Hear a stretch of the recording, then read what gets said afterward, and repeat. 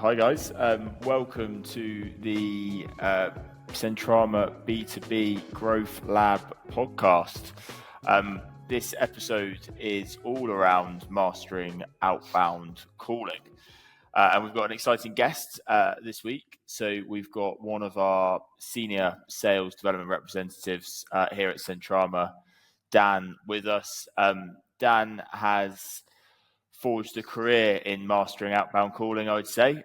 Also, obviously, the sort of 360 sales cycle that exists, but for us is our most senior seasoned campaigner within our outbound SDR team. So, Dan, I think that was probably a nice way of saying that you're incredibly experienced and incredibly successful. So thanks very much for joining us. How are you? Very well, thank you, Cal. I think actually it was a way of you very politely saying I'm old, but there you go. That's the one, mate. That's the one. I'm glad you saw that. Dan, we're going to be diving deep into B2B outbound calling and sort of the role that has to play in anyone's outbound strategy, but also for our outbound strategy. It'd be great to get your opinion and your view on it, how it's evolved over time and your approach. Because I would say, from my experience, having worked with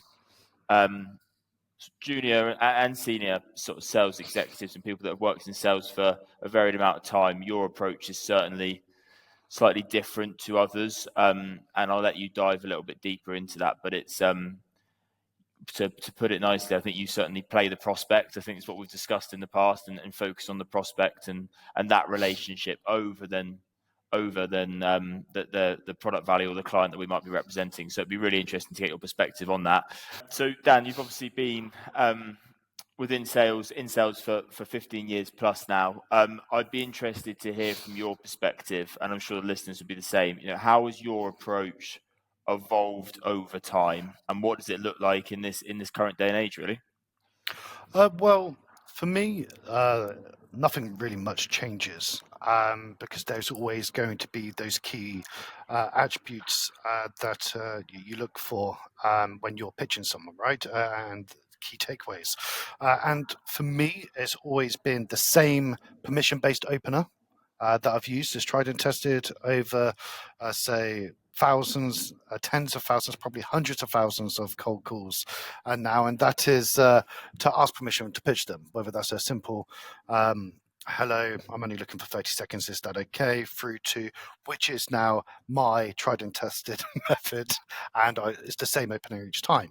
Now, for me, nothing else really changes, purely because rapport builds longer lasting relationships, and it's much easier to sell someone when you've got a good relationship with them. So as you mentioned earlier, playing the prospect is something that I've always done, is listen well and then convert that into a value proposition that resonates with them. Yeah, perfect. I think interesting point there. I think your permission-based opener is probably something now that we see throughout the team, and actually I don't think was utilised at Sentrama before you sort of introduced it. I think people heard you say it, heard the success that I think you get from it. Can you just talk us through a little bit about what a permission-based opening on an outbound call allows you to do, and almost why you do it? For me, it's the main reason it kind of became fostered into how I approach things, just purely because I hated the idea of cold calling. And that whole trying to get a pitch out there is the hardest thing to do, especially when someone's disengaged. So by asking them permission to pitch them, you're immediately, if you get a positive response from them, yes, I'll give you the 30 seconds, or yeah, I've got a couple of minutes, what is it? You can now relax a little bit. They've granted you that time. You don't have to try and get that carrot, perhaps, that you've got in your pitch to say, whether it's you're giving away a free Ferrari or you want to do a demo pitch or whatever it happens to be. You don't have to rush it. And one thing I've always done in a pitch is take my time. So by asking permission, it gives me the license to then utilize that time a little bit more effectively, but also choose my words better as well. And one thing, I don't know why this isn't done by a lot of salespeople that I've seen over the years is I'm constantly researching about the prospect as I'm calling them. It's all about a volume game in the SDR role and getting as many dials out as possible. So I'm not going to research a prospect before I call them. So it's when they've answered, I'm doing on the spot research, and them giving me permission to pitch them gets that conversation flowing, and I'm able to do those bits of research, making sure I'm making a more relevant point, whether it's a product attribute or a feature, or whether it's just a pain point that the product solves. I'm able to make them a lot more, say, relevant to them. Yeah, I think that's a really good point, actually, Dan. I think by the opening to your call, which is rapport building and normally something pretty personable at the beginning, even before you get into that sort of permission-based opener. But by the time you've got through that and then had approval to proceed, what would you say, 30, 40 seconds probably into the call already? And I think what you're saying there is actually by that stage, you've got the prospect's website up and you're in a position where once you've asked them a question around maybe their pain point or what's going on with them and what they're focused on, you're in a position then to position our client and our product to that prospect. Is that about right? 100%. It's all about you utilizing that time effectively as well. So it's a muscle memory. So straight away, someone's answered before I've even started thinking about what I'm pitching them. I'm doing my permission-based opener, which is no different than any other call. It's the same each time. I'm copying and pasting their URL or clicking their link. It's bringing up their website. I'm doing a little bit of research into the industry they work in, their value prop themselves and how they operate before I even get my elevator pitch out. Yeah, and I think on that, obviously I listen to you day in, day out, so I know the approach you take. It doesn't change really, does it, between who you're pitching, what you're pitching for? I think a lot of people, or probably how I was introduced to outbound calling, was that you should tailor your approach to a persona or who you're talking to. That's not something that you do, and why is it? Do you just think it is all around the person that you shouldn't necessarily categorize what someone might be like as a person because of their job role? For me, we're all human. So regardless of whether you got a C-level exec on the other end of the phone, or I've got a compliance manager and I'm pitching some sort of regulatory tool, I'm going to pitch you in exactly the same way. I'm still going to offer you the same level of respect. I'm still going to ask permission to pitch you, and then I'm also still going to try and make sure what I'm saying is actually going to be of value to you, regardless of your position. And actually, there's nothing better than having a more fluid conversation with a C-level, C-suite executive. Than anything else, mainly because they're so used to having, say, their ego stroked and, people being shocked at a CFO or a CMO or a CIO's answered the phone, and then they're kind of like deer in headlights. The fact that I've got this same approach each and every time really does help me just build out those conversations a lot better. And interestingly, I think it was Monday, I was pitching the CFO and you were listening in to the call, and it was just a very good 15-minute back and forth challenge, pain point, solution.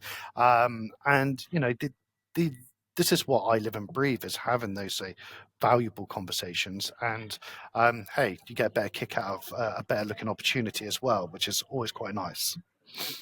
Yeah, I think for some context as well from the work that Dan does, Dan's exceptionally good at basically taking a connect, so someone who picks up the phone, into a conversation. So at Sentrama, we track quite closely how many 1 minute, 1 minute plus sort of conversations that you can have, because then we sort of convert at 20-25% from that point. I think the stat even this morning, Dan, was that you'd, or definitely Monday, was that you had connected with 20 people and had 18 conversations. So 18 of those had gone a minute plus. Now, I think that's personally a pretty staggering statistic, and gives you the best opportunity to then build on that foundation.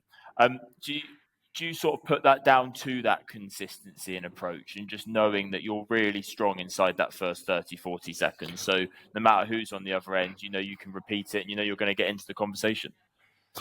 100%. I think that first, say, 30, 40 seconds is so important for me, mainly because of age-old speech impediment of mine. So I might stammer, I might stutter. And one thing in this role is it's very unforgiving. So if you were to just cold call someone and pitch slap them, stammering and stuttering does not bode well, and they're going to disengage and they're going to tell you where to go.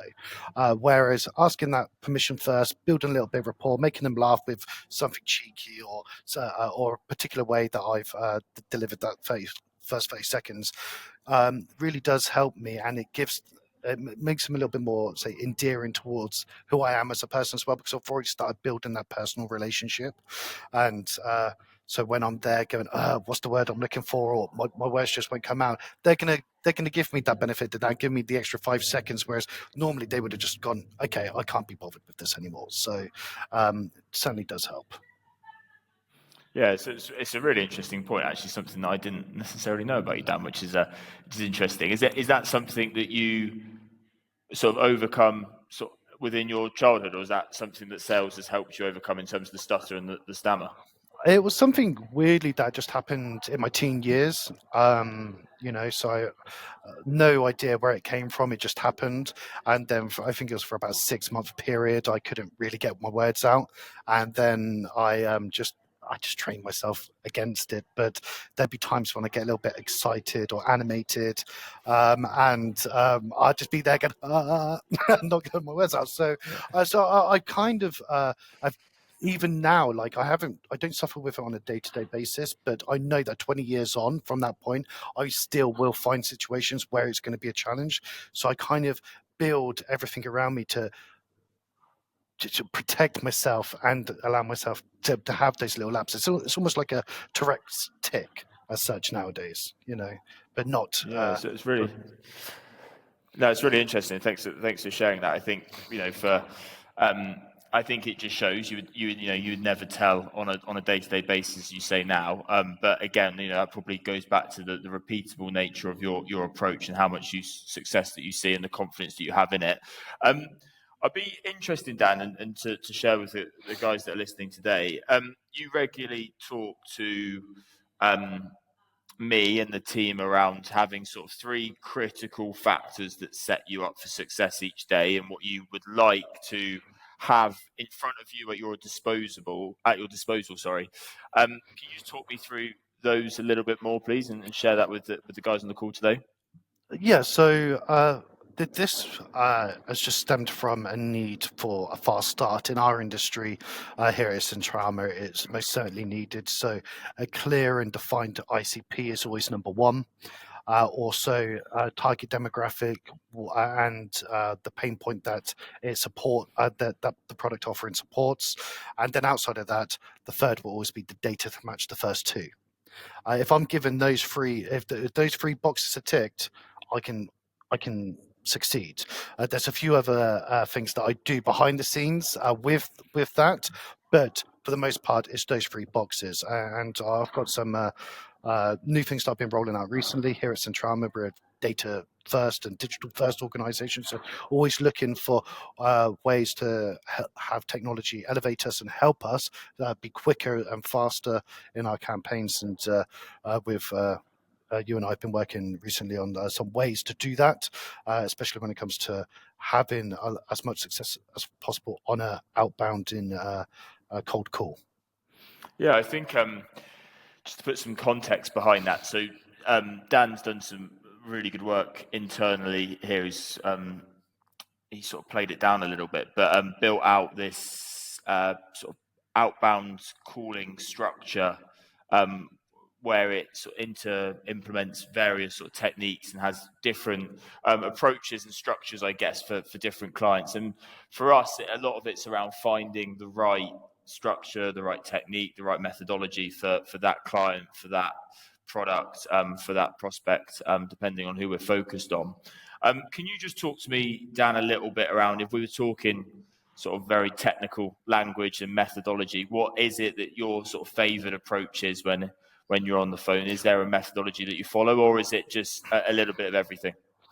So it's not actually a favoured approach. There's two things that I do that is pretty standard for every, say, campaign or value prop that I'm working with. And that's always going to be an elevator pitch that I've memorized. I know it inside and out, and I can just get out in a very short period of time. I also will have a Pixar pitch. It's very much storytelling about pain points that the solution can solve. But I always deliver it in the way and means of a case study. That's going to be a little bit more applicable to, say, the executive that I'm pitching, or the persona. So whether that's a financial exec in an organization or an IT exec, it would be a case study that would resonate with them. Now, outside of that, you mentioned about being technical, so let's look at different selling techniques. So you've got spin, you've got bant, you've got medic, and you've got gap. They're the four that I pay any real attention to. And bant is going to be that one that everyone has just always known. Have you met your band qualification criteria? And it'd be like, yes, they're the budget holder, yes, they have the authority, yes, yeah, no, and all this sort of stuff. And it's just mind-numbing and boring. But one thing I've actually learned over, say, the last, say, 15 years plus in selling either at an enterprise level or to SME, is that a different technique should be and has to be deployed for a different value prop. Now, I have developed some very interesting insights recently in this document that we've got going around internally at the moment, that sometimes you need one method, one selling technique, sales technique, and that could be spin in certain occasions, and that is going to be, in my experience, that's a little bit more complex as a solution. And then you've got the, say, I call it the enterprise level selling that's required, and a medic would be the right technique to take. And with that, I will always have open questions that will support all those different techniques in my mind, or on a piece of paper, or in a pitch deck, ready to go. That's going to help me open up that prospect, get that qualifying criteria. But what people don't realize is having that ready. You're not only box ticking on behalf of, in some cases, your VP of sales or the BDR. You're also, in our case, it'd be for our clients. So the BDR of our clients' sales force, we're getting all of that criteria, but by accident, we're selling the solution better as well, which is what a lot of people don't realize is they see qualification sometimes as a barrier to success, when actually it's only going to help you sell your product better, because if they don't meet that qualification criteria, you're not going to sell to them, right? So just get it over and done with quite early on, and don't say build yourself this false pipeline. And false pipeline is something that I can talk about for days, but we're very transparent here at Sentrama. So everything that we have is it's real-time data analytics, what we're doing, and you can't hide behind false numbers, thankfully, here. So everyone's very true to their numbers. There's no words, yeah. I think it's, you mentioned it briefly there, Dan, about qualification on that initial sort of outbounding call. I think again, where I've heard you on the phone, you're more than happy to tell someone if they've qualified themselves out, and I think that's an incredibly powerful sort of tool as a sales development representative. Also, anyone that's doing outbound calling is basically allowing the prospect and giving them the airtime to sort of qualify them in, hopefully, because we're targeting the right people, but not being afraid if they qualify themselves out. Am I right in saying that? 100%. And there's a few good reasons for that. So one thing for me is you and I luckily come from a very similar background. So I've been pitching C-suite for a lot of my career, and those conversations were always quite good for me. And one thing that I took pride in was the fact that I knew that if I was pushing someone forward for either next steps in a sales process, whether that's for them to attend an event of mine, whether that's to them to have a demo with a client, that my end client will see value in having that appointment, that meeting, or having them at the event. And I've always I get a kick out of really good feedback, right? I don't need my ego stroked every day in, day out, but someone going, I tell you what, really happy with that. Just one getting recognized in a quarter is really great, because it's, you're doing it right. But one thing I can't stand is, didn't quite hit the mark or could have been better for this reason, so like for me is I'd much rather qualify someone out and go, you know what, actually you're not going to be a right fit unless you could tell me otherwise. I tell them the reasons as to why I don't think we should continue with the next steps. And sometimes just because of the way I pitch, people do go, well, I'm quite happy to have a further chat, but I can't sell a further chat. And if I don't think that you fit the bill, I'm going to tell you. And for me, it's the same reason why I do the permission based on openness. Is just be honest. There's too many people I think in our game and our industry for that matter who maybe tell a little white lie just to get someone over the line, or just put through a few bad leads across because they just need to build out their pipeline. And for me, it's about no. My number will be honest, even if it's low this month or this week or today. But I tell you what, it's going to be a good quality number because there'll be high conversion, or the prospect is amazing and it's going to be a good sale, a good deal, or it's going to hit our revenue targets from this one appointment. Yeah, I think that's a really good it's a really good lesson actually to anyone who's starting their sort of sales career or as a junior sort of sales development representative. Is almost like trust your process, trust your approach, and don't necessarily try to force something that's not there. Because I'm in complete agreement with you, Dan, which is quality. You'd rather have 5 out of 5 good appointments, than 5 good ones out of a pool of 9 or 10. Because there's time wasted, there's resource wasted, there's a bad taste in the mouth of those that are sitting the appointment if you're at a 50% sort of quality hit rate. So yeah, I think that's a really valuable lesson. Trust your process. And take pride in quality and the meetings that you're putting through and confirming. I guess this is a real sort of high level overarching question, Dan. What's the sort of biggest challenge that you face now? And maybe it's different, or it might be the same as the ones you faced 10 years ago. But what's the biggest challenge you face when it comes to booking a senior sort of decision maker? So you're targeting the C-suite. What is it that sort of faces you up the most? What is the biggest pushback? And has that changed? I think would be interesting to hear that as well. Well, it's most certainly changed over the years. I can say that. So I think we could go. Let's look back even 10 years ago, right? So the internet is, relatively evolved now. But when I first started in sales, e-com was just blowing up. We're talking mid 2000s, and I was working for an e-commerce business, and people are now starting to self-serve, which is great, but before, it took that human touch. People would have to touch, feel, and they'd have to have loads of conversations and everything else. Whereas so sales has just changed so much. So let's look at again 10 years ago. I was doing Outbound for an IT telemarketing company of sorts, let's say, right? I was targeting X amount of calls a day, and I was pitching Microsoft product suite.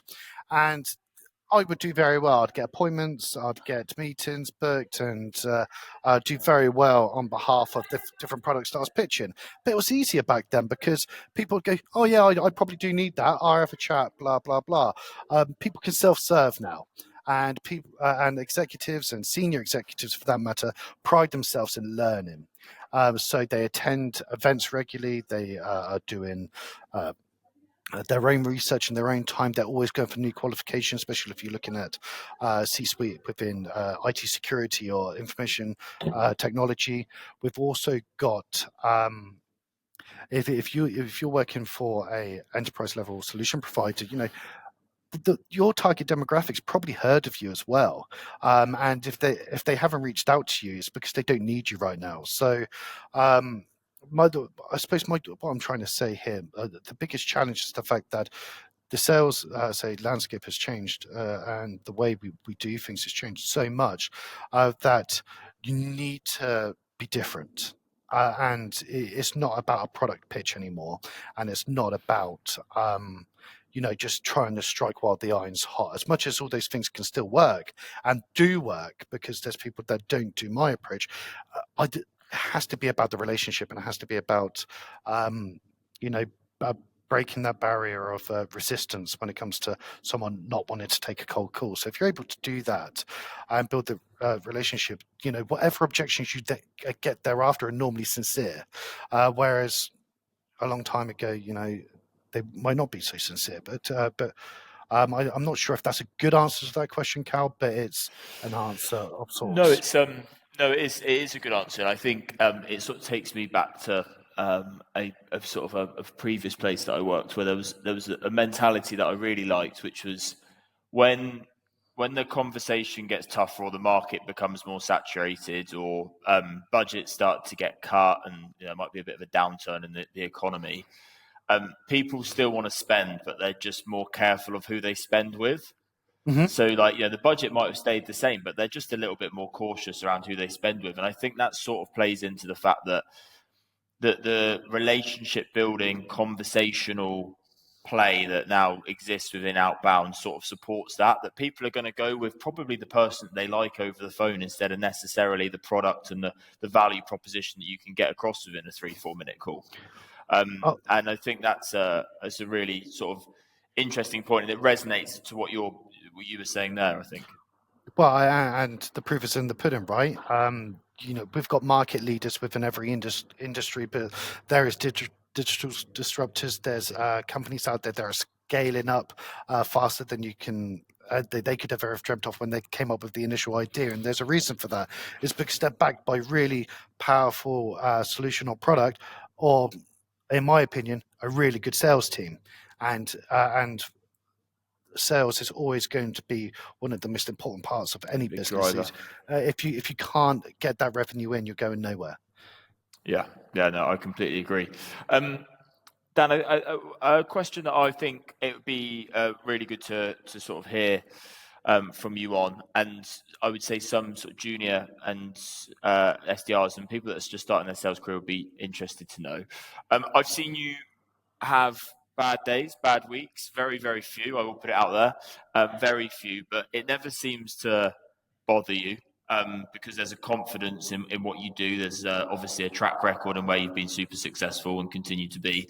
But are there sort of metrics or a way that you manage yourself that gives you confidence that you're giving yourself the best chance of success? So what I mean by that, is there like a conversation number? Is it an activity number? Is it the approach? Like, what gives you confidence that if you do the same next week, you'll just return to the form that was present 2 weeks ago?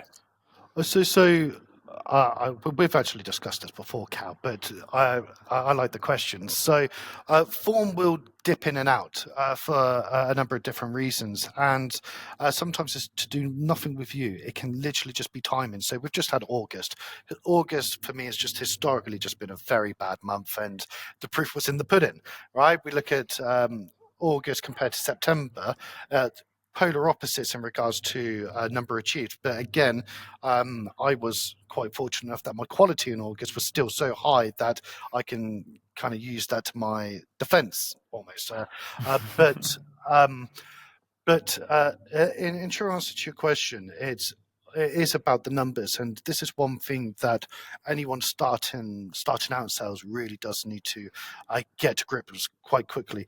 Activity equals results, and a certain amount of activity will have increased results. So you need to quickly work out how many conversation it takes you to, say, convert someone to an appointment or convert someone into a sale, whatever your metric of success is. Now, I know that my conversion rate for someone who answers the look.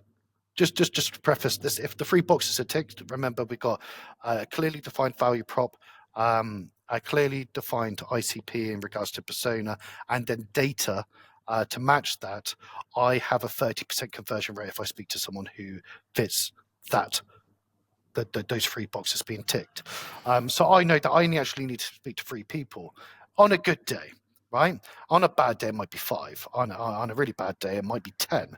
But I will work on the law of averages and go for that. But I know my numbers very well, but everyone's numbers are different, and they could be different for multiple reasons. It could be a different value proposition that they've got within the business, and my model, my way of working doesn't work for absolutely everyone, but it does work very well for me. So I stay true to my own numbers, but I'm able to use the same way I work those numbers out for someone else and make it true for them as well. So the takeaway here is activity equals activity equals success, or however you want to put it.